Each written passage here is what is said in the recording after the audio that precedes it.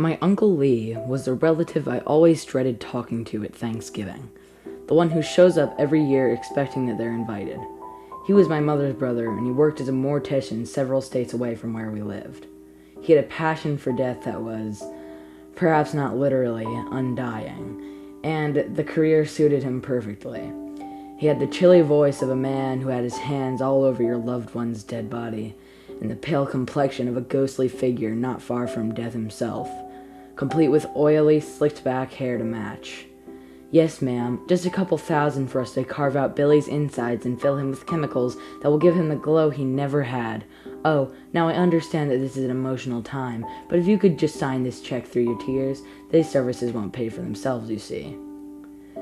It seemed death was all he talked about. How many people he'd recently buried, or an odd cultural tradition surrounding grief that he'd read about on the New York Times. Nobody in our family had the nerve to speak up and tell Uncle Lee that describing how easy someone's organs came out as if they'd been buttered was not ideal Thanksgiving dinner conversation. Every time I'd hug Lee goodbye, he'd smell like talcum powder and formaldehyde, and he hugged me a bit tighter than I would have liked. He was the kind of person that everybody had been taught to avoid as a child, but my dilemma was that Uncle Lee wasn't hanging out in a white van on Main Street with candy and a lost puppy, but he was sitting across from me at my grandmother's dinner table, and all I could do was sink a bit lower in my seat to avert his gaze. Nobody ever thought he was a bad guy at all, just a bit misinformed about life, as if he'd never gotten the How to Communicate with Others pamphlet, and due to the mix-up, permanently came off as quite creepy to everyone around him. The saddest part about it was that Lee was trying so hard to be a good uncle to me, but something about him sent shivers up my spine, and I tried to avoid him as much as possible. Had my interactions with Lee been limited to Thanksgiving dinner and Christmas morning, I could have survived him. But I came out of school one afternoon in 5th grade to discover Lee sitting in the passenger seat of my mom's car, waving enthusiastically through the window. My throat dry, I climbed into the back seat. "Honey, surely you remember your Uncle Lee from Thanksgiving and Christmas?" I nodded weakly. "He'll be visiting us for a while." "How have you been lately?" Lee asked me, peering at me in the rear view mirror. "How is school?" "Good," I replied. "What's your favorite class?" "Language arts, maybe, or reading." I tried to end the conversation by staring out the window and watching the trees go by. "Ooh, yeah, language arts, that's a good one to like, because you'll use it in any job you have. I use language arts all the time."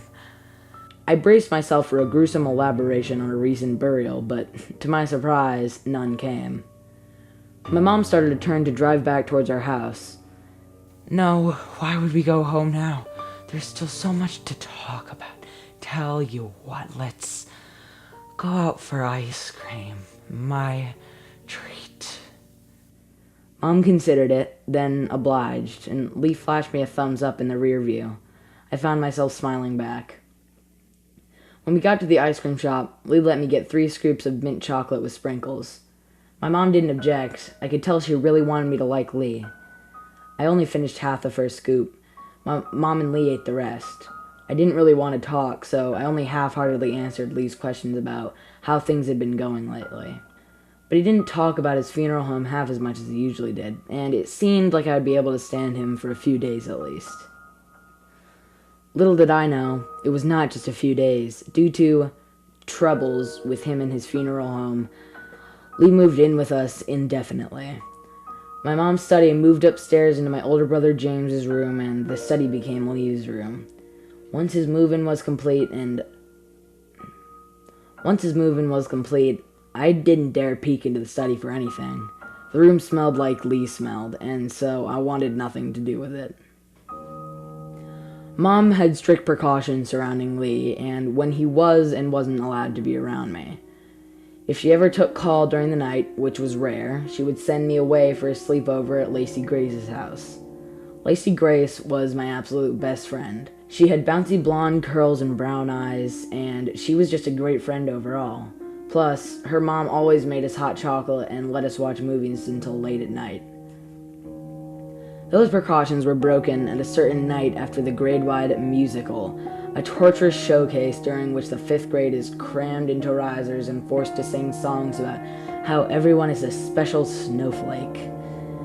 Everyone else's grandparents came to point at them and tear up over the snowflake metaphors year after year. But my mom was on call that night. She's a nurse/midwife, and she couldn't make it. I tried to avoid talking about the musical around Lee, but he caught wind of it somehow and insisted he would be there. When all the parents were giving the chorus director flowers for forcing their children to sing and not using sedation, Lee was proudly introducing himself to nearly everyone as my uncle. He was so proud of me that I felt bad for him, and I went along with it that night, smiling at him as he told parent after parent that he wasn't a father but an uncle, and how proud of me he was, and what a great performance this was, and how he teared up a little bit at the end. As we left, he snagged a program off the stack and excitedly told me, "I'm going to save this. I want to remember this date." As Lee and I walked outside, I realized that I had no way to get home. My mom had given Lee a strict rule that he was not allowed to drive me anywhere without another adult in the car. She'd asked my brother James to drive me that night, but he had classes at his college until really late and couldn't make the 3-hour trip to come get me. Besides, neither of us had talked to James in a really long time, and it felt weird asking him to do a favor for us. Lee realized our predicament too, and he called my mom to ask about the situation. They spent 15 minutes talking with Lee, saying things like, "Straight home, I swear on my life," and "She can talk to you the whole way," and "These are suburbs, there is not a single cab around here." Eventually he gave the phone to me. "Are you okay?" Mom asked on the other end. "Is that okay?" Despite my unconfirmed suspicions surrounding Lee, I had absolutely nothing to use against him. In reality, he'd been nothing but nice to me during this stay at our house. "I'm fine," I told Mom. "Okay, honey, I really have to go now. Stay safe." The phone clicked. She trusted him and me. Lee gave me a friendly smile as we walked to the car. "I'm sorry a better arrangement couldn't have been made," he said. "We'll go right home. It's not that far of a drive." I nodded weakly. Lee's car was a black SUV with slick leather seats. As I opened the door, a rancid smell hit me in the face, and I opened the corners of my mouth so I could breathe that way. It didn't seem like Lee noticed the stench at all. "You're welcome to a bottle of water if you like," he told me, passing one back. I was incredibly thirsty. I'd been singing for an hour nearly, and it was stuffy in the gym, but something in my gut was eating at me. As I reached for the cap, I realized that the seal had been broken. I was only in 5th grade, but I was a smart girl. I set the bottle aside and pretended I wasn't thirsty. It is quite possible that, had I drunk the water, nothing would have happened, but it is equally as likely that I dodged a huge bullet that night sitting in my uncle's car. My hands started to shake. I pressed them tightly between my knees, trembling and praying that we'd make it home safely. It was the longest 15 minutes of my life, and when we got home, I nearly burst through the door in anticipation. Tears were aching against the back of my throat from worry. My first thoughts were angry. Why would Mom do this to me? Why? I picked up a home phone and called Mom 2 times in a row before I remembered that she was busy and couldn't answer. I sat in the corner and cried. Tears of terror dripped down my face. I was shaken, and Lee was only 2 rooms over. He could do nearly anything to me right now. I glanced at the list of phone numbers, and below police, fire department, emergencies, child services, and Mom was James's number. I was a bit surprised to find it there, but I picked up the phone and dialed him anyway. It took 2 rings for my older brother to answer the phone. Hi? I recognized his timid voice immediately. There was commotion in the background, like he was somewhere busy. "Yeah, James?" I said, desperately holding back tears. "This is Maya." "Oh, hey, what's up, Maya?" he asked. "How's it going?" "Uncle Lee came to live with us," I told him, "and I'm so scared of him. Mom's on call, and I'm here alone with Lee." I started to cry softly. "Wait, Uncle Lee came to live with you? Hey, are you okay?" he asked, and the commotion died down as if he was walking somewhere less noisy. It's just that Lee drove me home and he always talks about dead people so much. I choked out through my tears. And he's starting to scare me a lot because he's doing lots of creepy stuff. I'm sorry. Hey, don't apologize, James said to me. His voice was oddly comforting to hear on the other end. I clutched the phone tightly to my ear, as if I could hold on to his voice somehow. He paused. I'm going to come over there, okay? It's going to take me about 3 hours or so to get to you. I took a deep breath and nodded, tears skittering off my cheeks. Okay, it's fine. Maya, stay by the phone. Everything's okay. I'm walking onto the car right now. Okay. I'm going to hang up. I'll be there soon. As I heard the click on the other end, I curled up into a ball by the phone and put my hand on the receiver. I don't think that, at the moment, I realized how lucky I was to have James, who would drive 3 hours on a whim to protect me from nothing but my sixth sense. After about an hour, the door to Lee's room opened and my heart jumped to my throat. Maya, he called. I sat up quickly, but kept my hand on the phone. Maya. I didn't answer until he found me sitting there. Oh, he said. Is everything okay? Something inside me decided that I definitely shouldn't tell Lee about calling James. Yeah? Well, then, how about you come eat some dinner with me? My hand tightened on the phone. I'm not hungry. But Maya, he said. He took a step towards me. I came and watched you sing. It was fun, but I'm just disappointed that you don't want to eat dinner together. It really hurts my feelings. I'm sorry, I lied. Well then, if you're really sorry, how about you come eat some dinner? We could have soup. I'll make it. Your mom always liked my tomato soup, and I bet you would too. Come on. There was an edge to his voice that made me shudder. I can't, I said. I'm waiting for a call from Lacey Grace. He paused, as if to consider the validity of the statement, and then turned and walked away. Fine then, he said, but if you change your mind, I'll be in here. I sat by the phone, trembling, until Leo retreated back into his room. I hadn't heard the stove turn on. He probably didn't even make any soup. It was late by the time I heard the front door open. It startled me for a moment, but then I remembered it was James, and I eagerly ran to greet him. I hadn't seen James in quite a while. He was tall and skinny, and he had shaggy blonde hair that fell against his neck. He was wearing a red Letterman jacket with his name and the word drumline beneath it. Hey Maya, he said, and it had never occurred to me before now that maybe I had missed him. I hadn't been close to James, even for the brief periods that he'd lived here, but it was so nice to have him back. James and I had different fathers, and his dad wanted to be a part of his life, unlike mine, so James grew up at his house and was only occasionally over here. Hi, I said, and because I couldn't think of anything else to say. Are you a drummer? Yeah, I march. Winter drumline's almost over. How have you been? I'm okay, I said. We just did the 5th grade musical for parents. Oh, I never really liked doing those grade-level musical things. He shrugged. Did Mom feed you before she left? No, I said. Lee wanted to make tomato soup, though. James's face fell. Did you eat any? No, I replied. Good. If you're hungry, I can make you toast or something. I'm not a good cook, except for toast and ramen, really. He laughed. Either sounds great, I told him honestly. I'm just glad you're here. Thank you for driving all the way. Anytime, he responded. I smiled weakly. No, seriously, anytime. I have no idea how screwed up Mom's judgment must have been when she decided Lee could come live with you. I'll talk with her in the morning. I'm sorry this happened, Maya. We managed to avoid Lee the rest of the night, and I was so tired that I nearly collapsed into bed. James went to sleep in his old bedroom, but when I woke up, he was sleeping on the floor of my room in front of the door with his Letterman jacket wadded up as a pillow. It was obvious that something had happened that night, but I didn't dare ask. That morning, Lee left his room to take a shower, and I went inside his room for the first time. I needed to find something to prove to Mom that Lee needed to move out. I didn't think she'd believe me. What I found was disturbing. I found a lot of pictures of Kids, mostly school photos. They were printed off in slick photo paper, and on the back were dates written in red pen. 11/15, 12/22, 1/7, among others.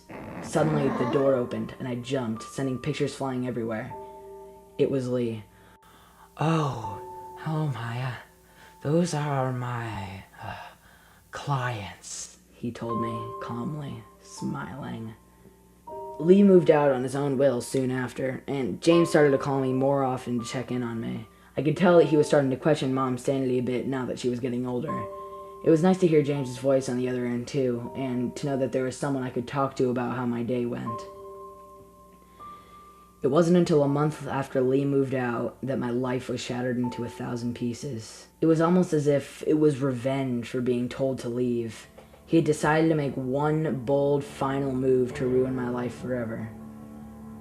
6:35 p.m., March 22nd. Lacey Grace Phillips was reported missing to the police. She had been missing since around noon when she left to bike to the park and didn't come back. An investigation began. 7:04 p.m., March 22nd. I received a phone call. I assumed it was James. I was doing homework and couldn't pick up.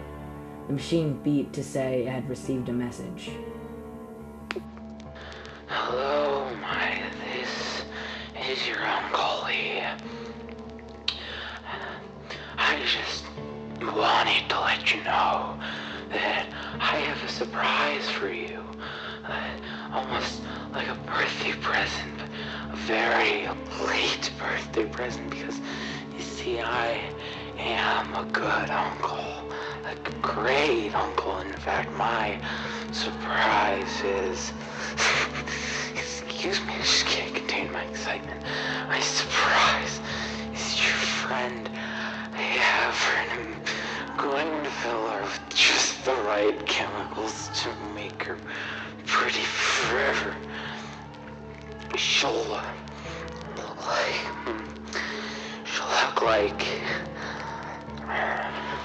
you like dolls, right? She'll look just like a doll, a pretty doll with bouncy golden curls for you and me to keep forever.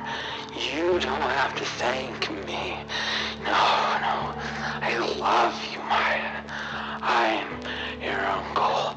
I'd do anything for you. 7:10 p.m., March 22nd.